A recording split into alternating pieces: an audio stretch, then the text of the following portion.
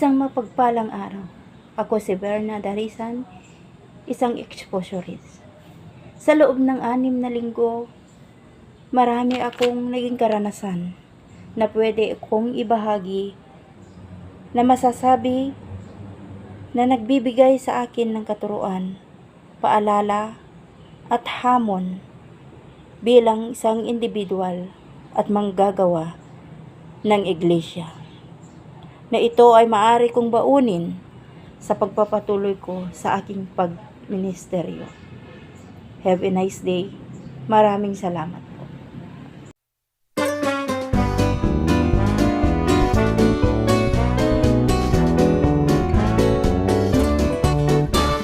Buong puso kayong umawit at magpuri sa Panginoon. Buong puso kayong umawit at magpuri sa Panginoon. At sama-samang ipahayag ang pananambitan sa pamamagitan ng mga salmo at mga himno bilang salo-salo ng pamayanan. At sama-samang ipahayag ang pananambitan sa pamamagitan ng mga salmo at mga himno bilang salo-salo ng pamayanan.